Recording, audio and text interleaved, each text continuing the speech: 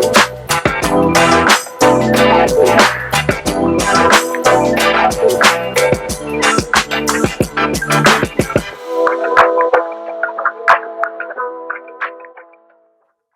everyone, and welcome to Summit Seekers. We have with us today Annalisa Bahadur.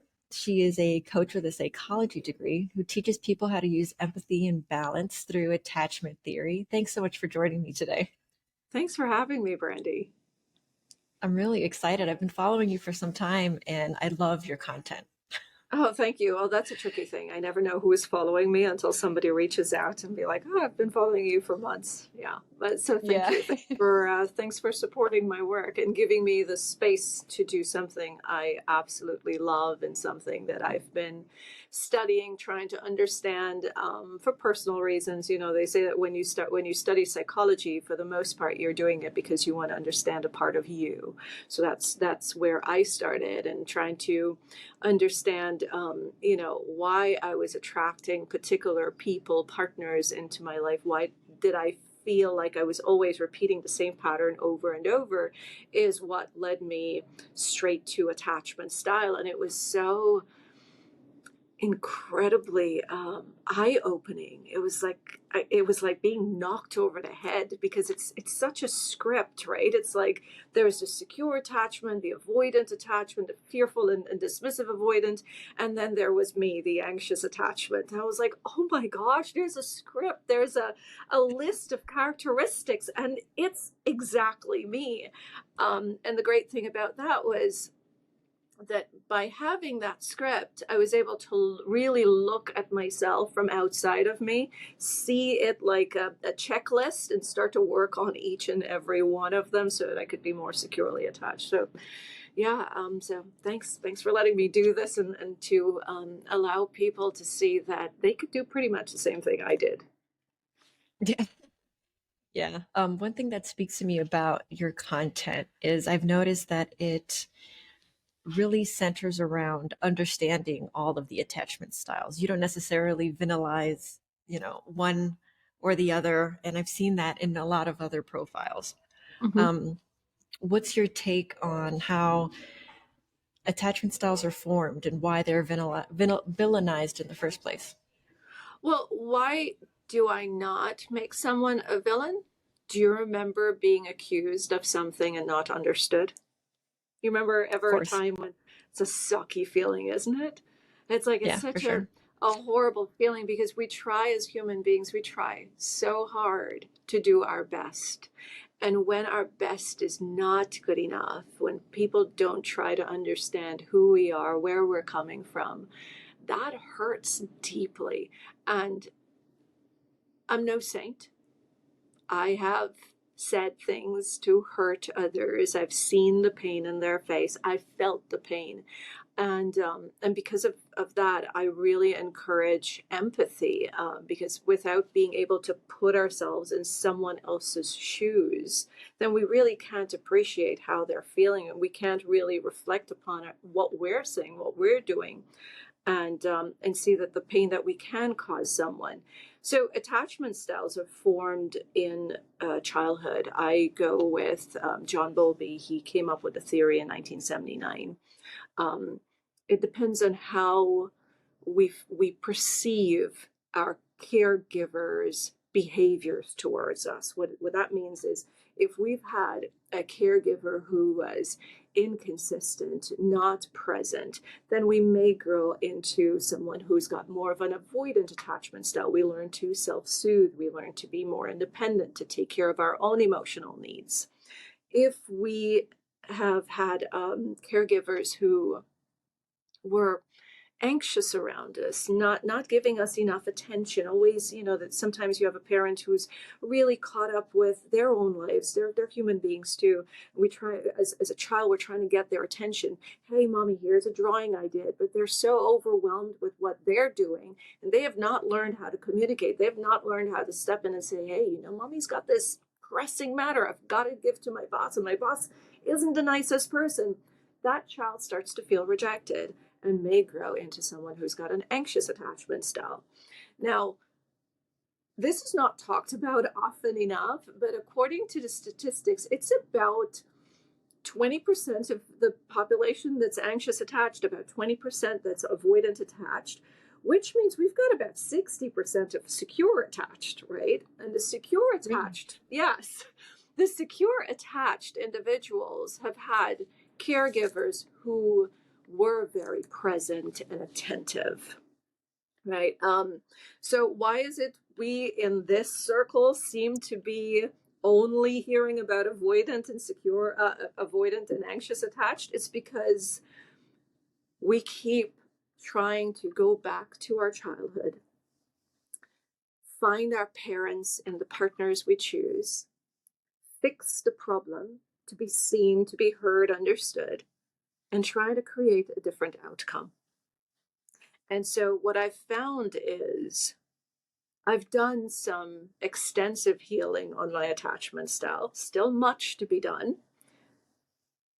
Yet I find that even on a conscious level, I'm still finding avoidant attached, and that's been my partner, to be quite interesting and intriguing. So it's something on a much deeper unconscious level that's affecting us, and we've got to be really vigilant. And you know, you find like the avoidant and the anxious attached, they call it the red flags. They'll see it and they still move towards it, and that's something that we need to stop doing. We need to get to a place where it's like, it doesn't feel good, I don't need to understand it, I don't need to make anything of it, I just need to move, do some more healing work. But yes, that's I know I rambled on a little bit, but that's the gist of how the attachment styles are formed. Interesting. I actually learned about attachment styles maybe about 3 years ago. Um, just through like a big shift. I started going through a divorce at that point, and I really wanted to try to understand what was my part in all of that so that I wouldn't carry that to the next relationship. So attachment theory came up, and kind of like what you said in terms of anxious attachment, I saw like this checklist and I was like, oh my God, that fits me to a T. um, Yeah. and it was just super interesting. But I do find myself kind of in like a wormhole, uh, or rabbit hole, actually, I should say, in terms of information out there. There's so Mm-hmm. much information.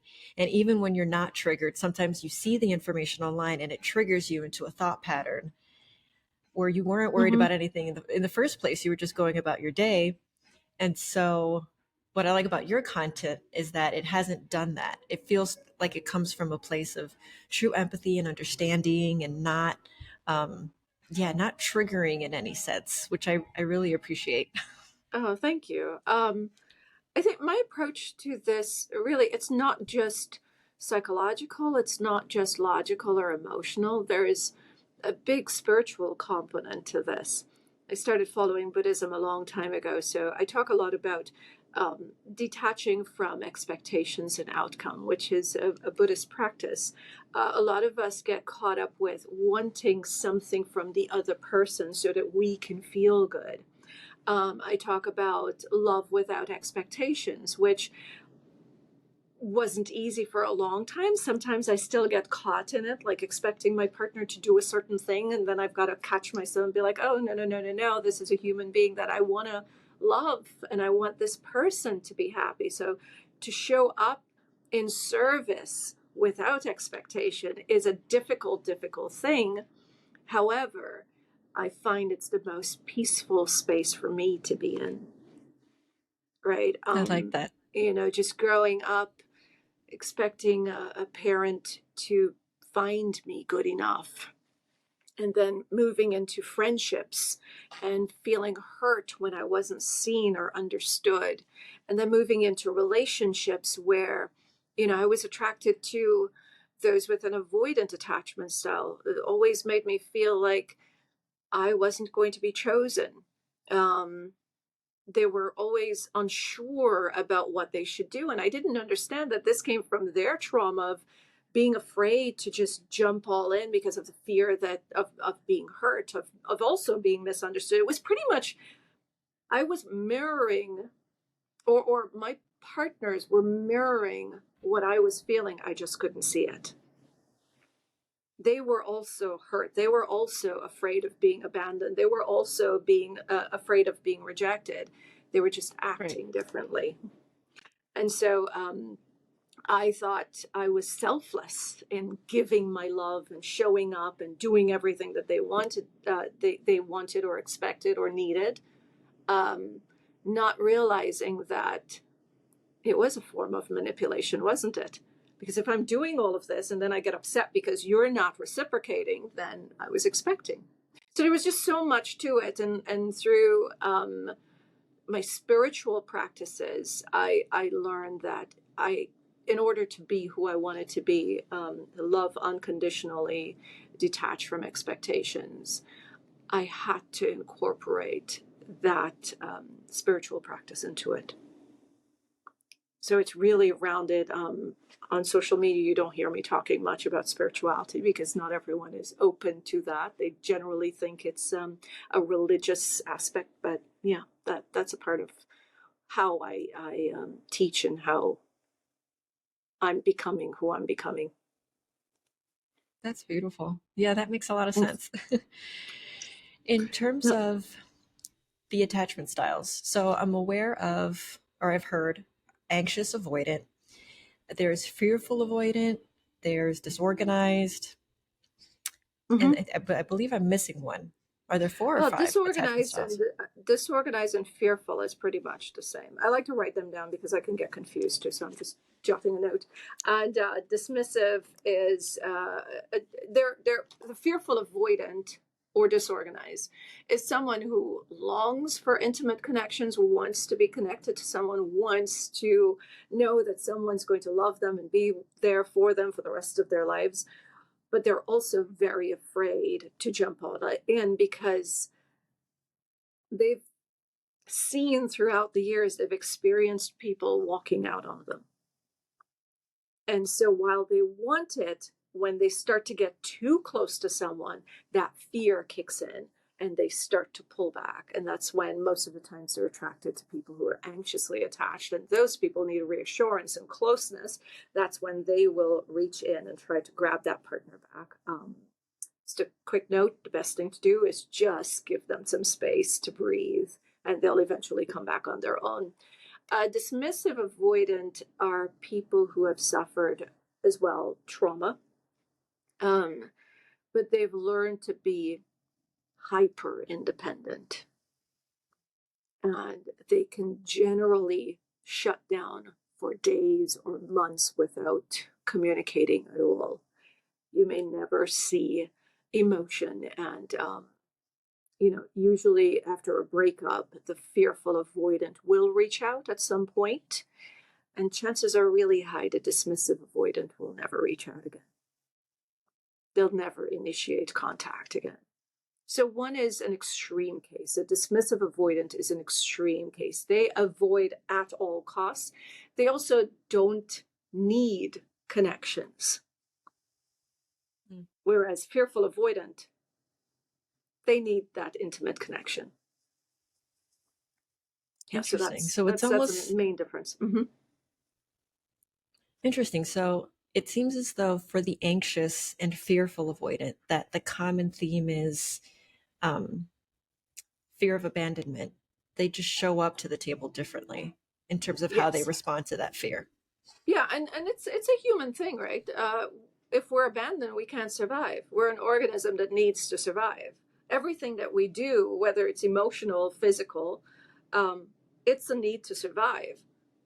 Even me wanting to follow Buddhist practice of no suffering, detach from attachment to ease suffering. That was all selfish. We all want to protect ourselves. This organism wants to stay as safe as possible. And in our world, in our modern world, we're no longer, running out there and chasing dangerous animals and trying to get food to survive. We're dealing with each other. Your words can hurt me as much as a spear would.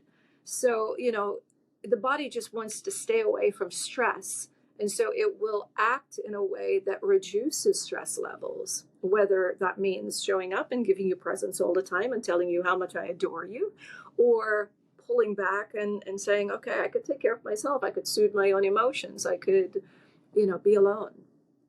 Um, yeah, so it's we're all afraid of abandonment. Another thing that's similar with us all humans is we all feel anxious. Anxiety is a signal of something that's dangerous and we need to stay away from it.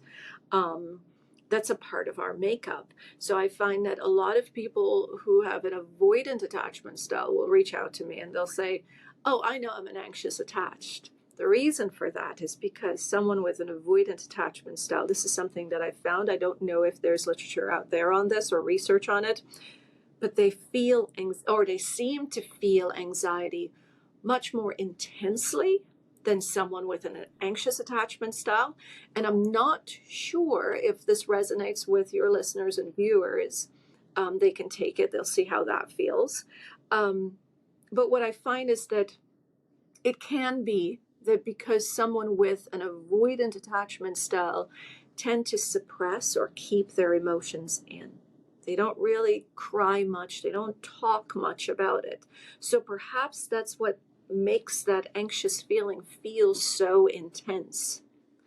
Whereas someone with an anxious attachment style, they'll talk about it, they'll share with their friends, they kind of get it out, they vent it out, and that releases some of that feeling of anxiety. But yeah, anxiety is something we all feel. Anxiety does not mean that you have an anxious attachment style.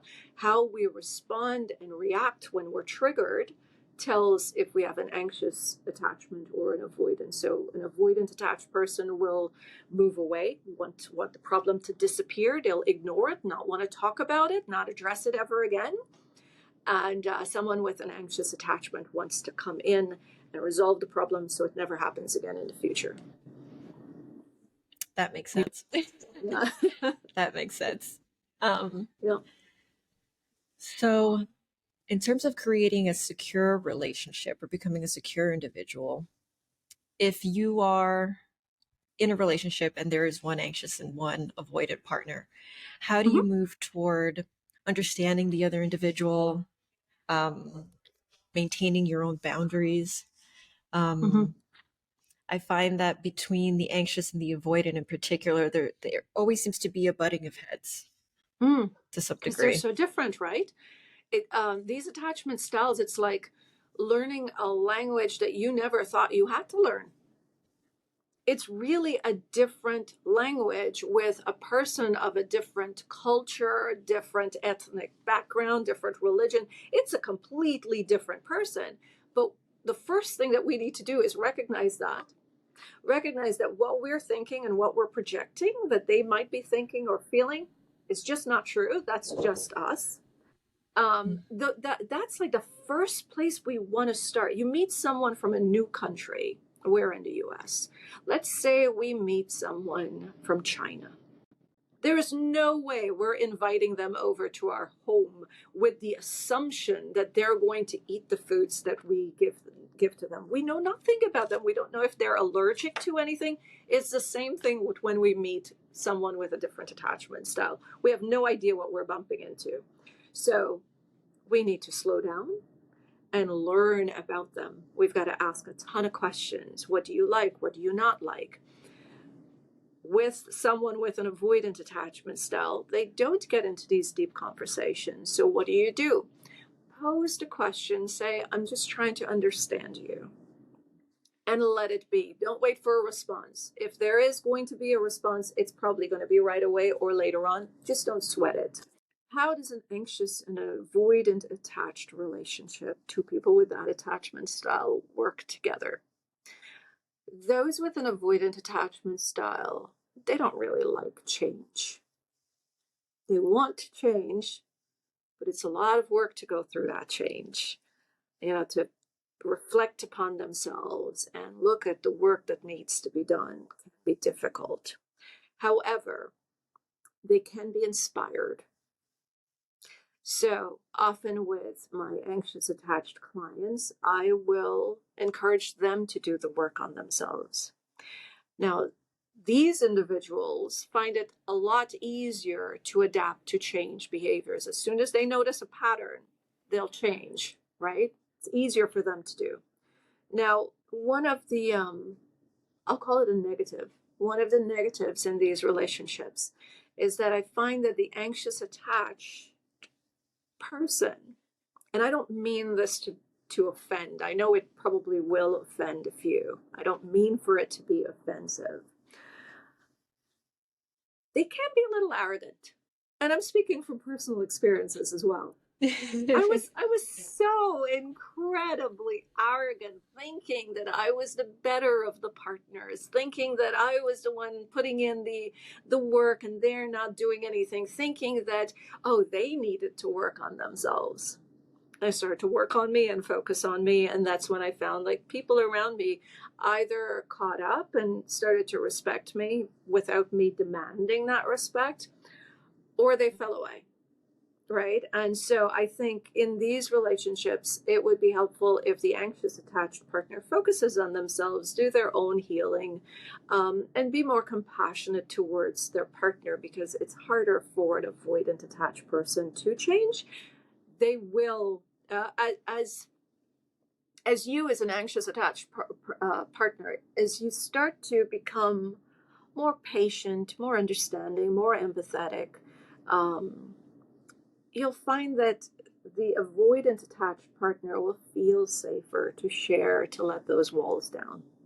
And that's how that relationship works. And you can start to speak up, compassionately, kindly, and say, this is something that was done, and this is how it made me feel.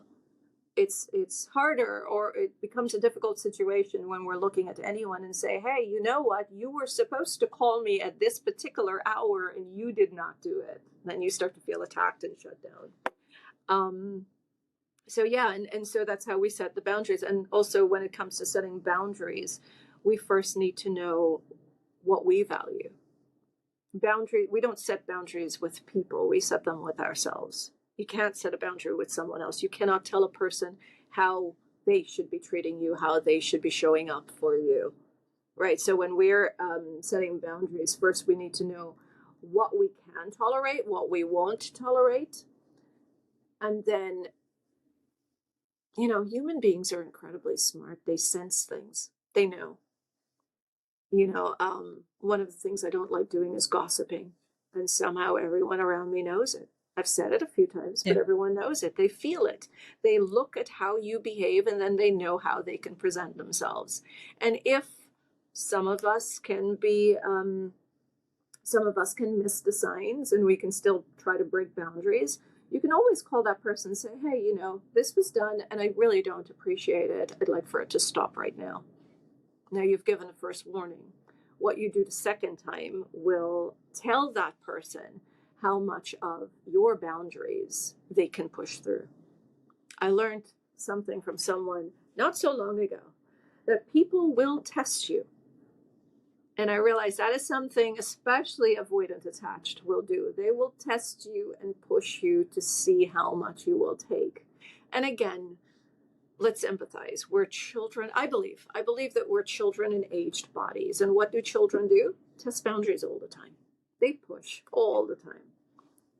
So you've got to be, first you have to know what you value, then your boundaries are to protect what you value, and then you've got to be firm with it.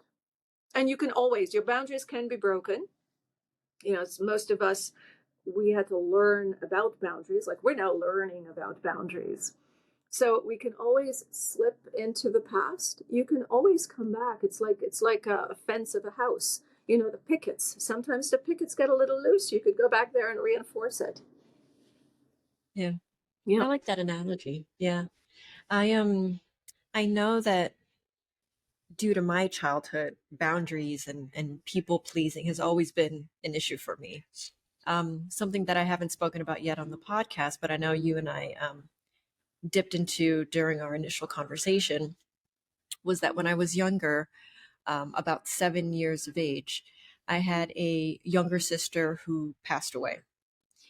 And because of that situation, I was, basically put in a position, or my lens of the view of the world kind of changed.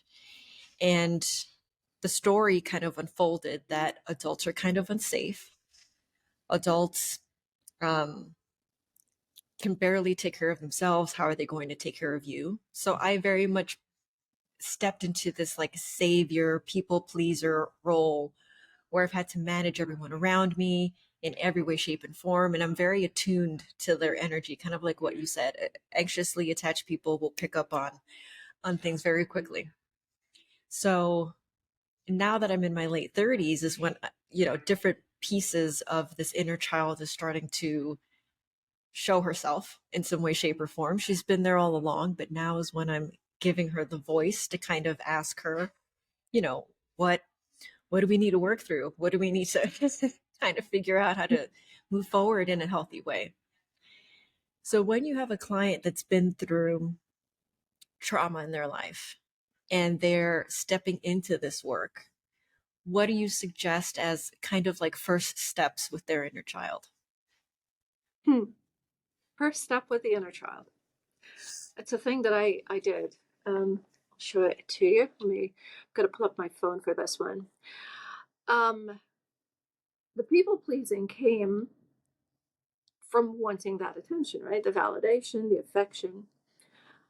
And we focused on everyone else.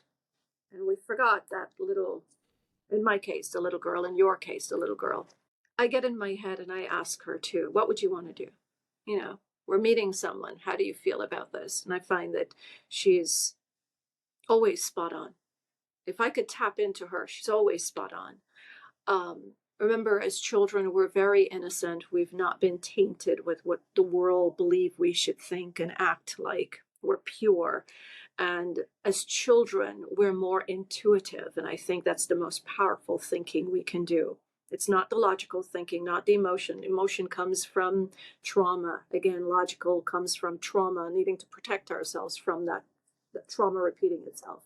The child has not been that traumatized just yet, or is not living from a place from trauma. I think that's correct. We're not living from a place of trauma when we're children. We're playful, but we could also sense people. We could pick up if a person's nice and we decide, I don't want to be with this person. I don't want to play with this person. But if the person's a bully and hurts us and then comes back and say, oh, I'm sorry, I want to play with you, the child is also forgiving, right? We grew away from that. The first thing I did on my inner child healing journey was to remove the picture of my children from my phone, and I replaced it with a picture of me, a little me. There, that's little me. Yeah. And I knew a long time ago that in order to love anyone, I had to first love myself. Only when you love yourself, respect yourself, set boundaries with yourself, then can you appreciate what another person may need, right? And so that little girl helps me with some of the best decisions. The other thing is, actually, that little girl's the reason I do what I do. Everything that you see me putting out there, you're not connecting with an adult me. I've destroyed the adult me. I believe that the adult was created by society and cultures and religion. That adult has given that little girl a script and say, live this way or we're not going to accept you. So the Right. adult had to go. And so I've just gotten very creative. Children are very creative. I actually went right back to being that child. So the work I do, there's writing in it. There's, now I've started playing the guitar. So I'm constantly playing and having fun in my life. Work is fun. I travel, that's exploring new places. Children love to explore. With my partner, it's laughter. Anytime any adulty thing comes into our relationship where it's like a heavy conversation, it gets uncomfortable because I'm going to speak for him. We hear our parents. I hear my parents. If I feel like, oh, he's upset with me about something, that's my parents. That's no fun, right? So everything we do, if we could just tap into that child, ask that child, what would you want to do? Also, saying to that child, especially those with an avoidant attachment style, speaking to that child in third person and saying to that child, look, what you did back then worked. It served you. It kept you safe. You don't need to do that right now. Right? You don't need to do that anymore. When you were 5 and 6, You threw a tantrum to get attention. You shut down to protect yourself. You pushed people away to protect yourself. It worked. It kept you safe. That was good. You don't need to do that anymore. Now you get to speak up for yourself. Now you get to do whatever it is you want to do. Right? I think that really helps. That's usually the first.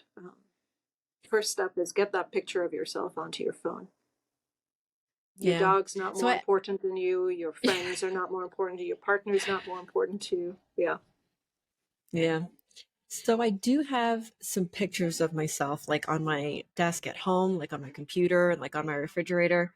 Um, but it's strange because whenever I look at the picture, I feel as though that's someone else. Like I refer to her, I know it's me, but I look at her and I feel empathy, I feel pain, I feel almost as if it's another person. It doesn't feel like me in some ways. So Yeah. how do you move forward from that? I don't know if that's disassociation or I don't know what it is, but Well, I mean, perhaps it's just heartbreaking to know that that little girl went through so much and you can't go back and hug her and say, hey, it's okay. And I don't know about you, but there was a lot of guilt. I felt a lot mhm, of guilt that I could not protect her, but also had mhm, to develop empathy that I had no control. The adults in our lives were in control. We had no control. Um, and I think seeing myself as I am that child. Well, I'm childlike. I wanna be that person again. I want to forgive easily, and I want to love unconditionally, and I want to play, and I want to have fun. It just helps me to see even more that I'm just in an aged body. So I'm not removing myself from her like I used to as well. I'm not saying, well, this used to be her or she used to do this. I can easily now say that I have memories of my past, but emotions are not connected to them. So I've worked through all of that, right? So when you've done the healing work, then you can have the memories of those experiences, but not the emotions like pain attached to those memories. So for me, I brought her back. I kind of I feel like there was a time, maybe age 5 to about 35, where she was acting according to how everyone wanted her to, and or fighting against it. And then after that, she just came back and started being. I like that. Um, in your work with clients, I I wonder, do you ever have like couples come to you together trying to understand the other person's attachment style? Because I know you mentioned earlier that for an anxious person, it's best that they work on themselves. And I Mhm. know as an anxious individual, we're always looking at the avoidant, like, you need to do all this work Yeah. to change for me, or to see my point of, my side of the street. Yeah. Um, so, how do you move forward with couples that come in together? I separate them. Smart. The reason no, I do work with couples, but it's never together. I find that it's harder for couples to share their truth when the other person is there. They're very careful with what they say. They know at the end of the session, I'm not there to referee, and it can get a little nasty. Or they just won't be able to to be their authentic self, and I won't be able to guide them into a healthier relationship if they're sitting next to each other sharing what the problems are that they have with each other.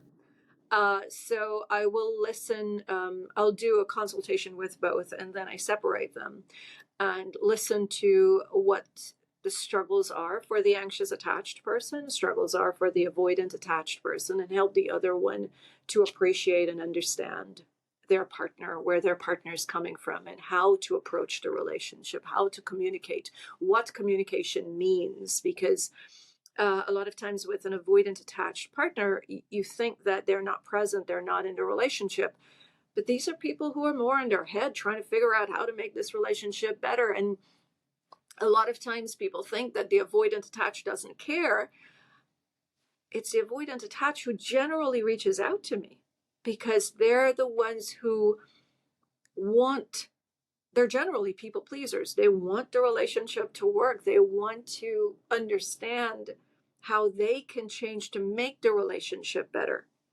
Whereas the anxious attached generally reaches out with, how can I make my partner do this for me? So avoidant attached individuals are working on the relationships. They just don't talk about it. They both, I feel like they can both learn a lot from each other. I've learned a lot from the avoidant attached people in my life.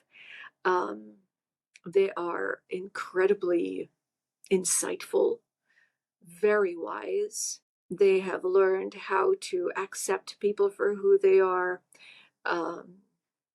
not force someone into being another person. You know, you could learn a lot. I've learned how to ground myself, how to regulate my emotions, how to enjoy my alone time, um, how to love without expectations, all from, just asking avoidant attached people a ton of questions. And when we can balance the two, when we can still be vulnerable, giving, attentive, present, like an anxious attached person, and open to intimacy, and take the great things about an avoidant attached, being focused, um, learning to self-soothe a little bit, learning to ground themselves, learning to enjoy being alone. We bring the two together. That's the making of a secure attached person. That's beautiful. That makes sense. Yeah. um, yeah. Um, I guess to kind of close out our conversation, because I know we're running out of time here, Mhm. what are your thoughts on, in terms of developing a secure attachment with your partner? What are some of the things that you can do in terms of your own work, besides reading books and possibly talking to a coach? What are some things you can do, let's say if you don't have those sort of resources, so that you can kind of get to learn a little bit more about yourself and how you respond to others when you're in a relationship? Okay. Um, I like to write, so I keep my thoughts together. Yeah. Um, I was just having this conversation with someone. A lot of times people with avoidant and anxious attachment will start to check out of the relationship. It gets a little rocky and they think, oh, I've got a lot of work to do, especially avoidant attached. They think, I've got a lot of work to do. I need to leave this relationship and work on myself. I'll tell you something. It might be daunting. It might be liberating. The healing work will never end. I do not believe it will ever end. We've got to look at it this way. We can't sit by ourselves and imagine what it would be like to swim and learn to be good swimmers. I think the best way of learning how to swim is getting in the water and feeling it out, taking our time. Baby steps to swimming, right? Any instructor, if you've never swam before, an instructor will get you little steps into the swimming process. Being alone, you're not going to be triggered.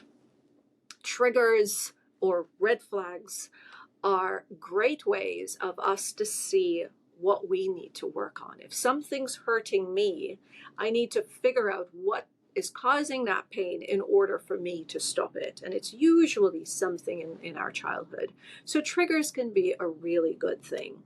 Watch your triggers. Every time something hurts you, just check in with yourself. Oh, I'm hurt. Why? Why is this affecting me? What is it about this thing that's true? I've used this analogy before. If someone comes to you and say you've got ugly blue hair, it's not going to bother you because you know it's not true. So if it hurts you, there's some truth to it, or something that you believe to be true, not necessarily true. The other thing is, be aware that fear is going to drive you or drag you.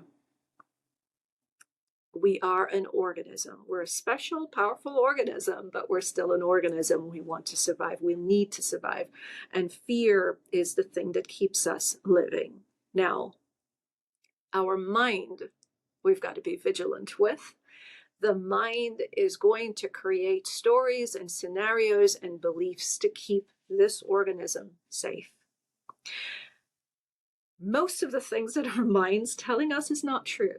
But yet we tend to get into conversations with the mind. We need to constantly work on being present, being in the now. If you find that your thoughts are moving towards, oh, my partner might be deceitful, my partner might be not interested in me, whatever that is, bring your focus to now. You could look at a pen, try to describe the pen, get your mind away from it. And the more your mind starts to see that it can come to the present, it can be aware of fear and how our actions are driven by that fear. It can learn from our triggers. The more it's going to sort of like speed up the process. It adapts quite quickly, quite easily. So yeah, those are things that we could start doing without the books, without the coaches. My journey started with books. I just had to get out of a really uncomfortable relationship. So I started digging into books. And it's not just learning, it's doing the work. We can get all the knowledge in the world. If we're not applying it, it's not going to get us anywhere. Thank you so much for that. If I may add, one question we can ask ourselves when we are unhappy is, how long are we willing to stay with this unhappiness? Are we going to do this for the rest of our lives? How many holidays are we going to, or seasons are we going to sacrifice to this feeling of not being good enough, of not loving ourselves, of being in uncomfortable relationships, of blaming the other person? I mean, that's a choice we get to make. Very true. Very true. Thank you for that. I very much appreciate this conversation. Thank you for taking the time to speak to me. Of course. Like Thanks I said, for having me. Yeah, I've really enjoyed your content and your message. Where can people find you and find out how to work with you? Well, I'm across all social media. You just look for my handle. It's Annalisa Bahadur. The website is up now, and I'm really excited about it. The website, it's annalisabahadur.com. We've got tons of articles on attachment style and different areas of attachment style. There's going to be, right now we have how the different attachment styles act and react in the bedroom. That is on Instagram. It's through the subscription, and that's going to be coming to the website soon, because attachment style affects every area of our life, even our success. So there's also a program that I have called Empathy Leadership, where who you are according to your attachment style is going to affect how successful you become, or how we hire people to be successful in the positions we're placing them in. So the site has everything on attachment style. There is a podcast called The Heart of the Matter, where we're talking about empathy and boundaries on attachment style as well. And you're the first person to know this outside of two other people that's very close to me. There is a book on healing that's going to be released either at the end of this week or early next week. It's called Detach with Love. It's a 30-day healing journal, and it's going to be a step-by-step program for 30 days and how you can heal and let go of the past and move into flow in childhood. Oh, that's beautiful. I'm excited for that. Yeah, thank you. I'm glad I got to share it with you. You're the first person outside of my daughter and my partner who knows about this. 3 kids doesn't know about it as yet, or my best friend. So I'm glad I got to share it with you. Very exciting. Yeah. I'm sure all the listeners will definitely find that as an important resource.